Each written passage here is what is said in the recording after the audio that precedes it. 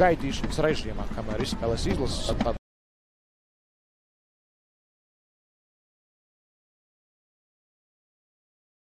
Tad atkal varēs pārspēles varētu būt arī paralēli Latvijas izlases mačiem. Jā, mums pēc sezonas beigām neaizmirstiet, ka vēl ne tikai mēs runājam par pēdējo kārtu, mēs runājam par EFS spēlēm Eiropas līgā, bet mums arī vēl, tā teikt, izlases pauze. To pa pauzi mēs šoreiz nevaram nosaukt, vienkārši izlase aizvadīs vēl 2 spēles Nāciju līgā. 14. novembrī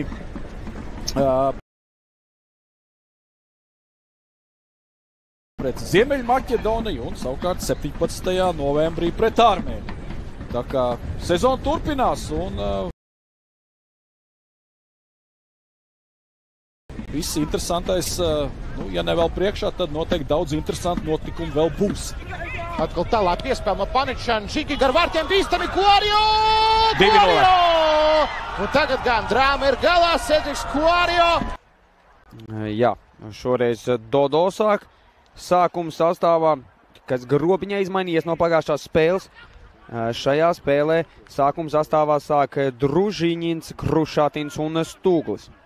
Pagājušajā spēlē Mamadzāda sāk start 11. Mēļķis sāk start 11.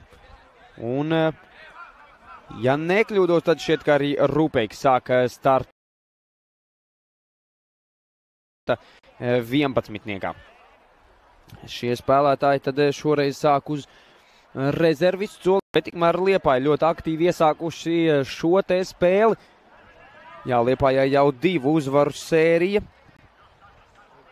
Pēc pirms tam netika tādas viļņainās sezonas, tagad 2 uzvaru sērija jau izveidojusies. Pēdējā spēlē kā reiz izcīnot panākumu pret Valmieru, izbraukumā ar 1-0.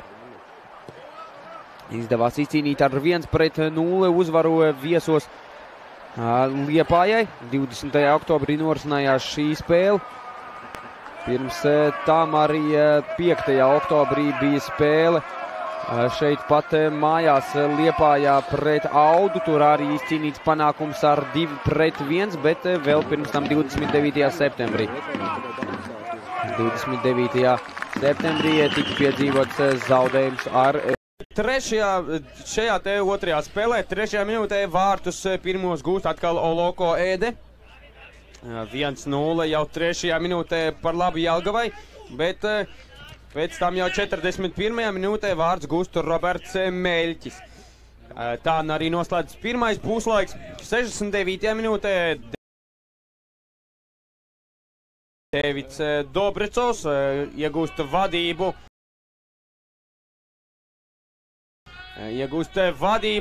Grobiņai tikmēr labi iespēja Jelgavai tagad. Vārtu guvumiem, katrai komandai pa vienai dzeltenai kartiņai.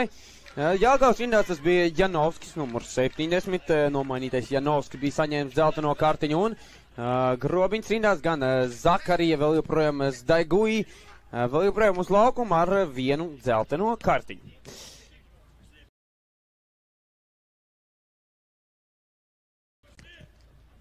Atgādināšu arī par šīs spēles nozīmīgumu, jeb īsti nenozīmīgumu. Abas komandas šobrīd, diemžēl vai par laimi, jāsaka tā drīzāk, kā kuram, no kuras kādu punktu skatāmies, bet tikmēr te labi iespēja jau Jelgavai dodās uz priekšu. Tikko nomainītais spēlēts, labi iesaistīties. Tad Reimans redzam, cik aktīvi spēlē.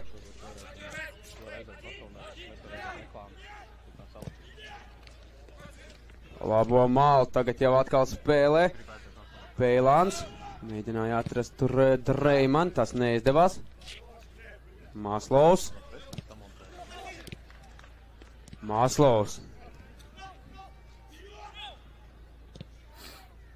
Te labi, skaisti izspēlē. Iespējas īsti un neiesitē. Šoreiz neizmanto šo te epizodu, trešo reizi neiesitē.